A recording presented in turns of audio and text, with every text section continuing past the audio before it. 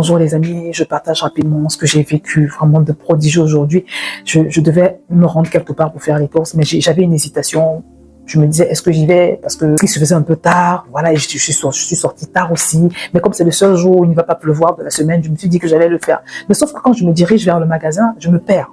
Un chemin que je connais pourtant par cœur. Je sais pas comment je peux me perdre. Et quand je prends ce mauvais chemin, je me retrouve sur le chemin pour rentrer à la maison. Donc, je me dis que le Saint-Esprit veut que je rentre à la maison pour évangéliser. Voilà. Donc, j'obéis à ce que je pense que le Saint-Esprit me conduit à faire. Et quand j'arrive là-bas, je vous assure, à l'endroit, toutes les personnes à qui j'ai parlé quasiment, elles étaient comme hypnotisées. Vous savez, et tu sais que c'est le Saint-Esprit qui a préparé leur cœur quand elles font systématiquement la prière du salut sans que tu aies besoin de trop parler. Donc, c'est ce qui s'est passé. Elles m'ont toutes donné leur numéro de téléphone. Au total, j'ai eu 7 prières du salut, 7 numéros de téléphone, donc de ces personnes qui ont fait la prière du salut, et 3 autres numéros de téléphone de ceux qui n'ont pas voulu faire la prière du salut.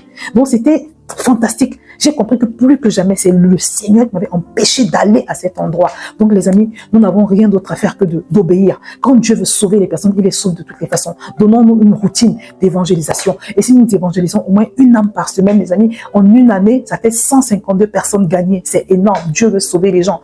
Voilà. Donc, la moisson est abondante, mais il y a peu d'ouvriers. Décide de devenir toi aussi un ouvrier du Seigneur. Le Seigneur t'attend. Et surtout, les âmes du Seigneur qui ont besoin d'être sauvées de l'enfer t'attendent également. Que le Seigneur te bénisse.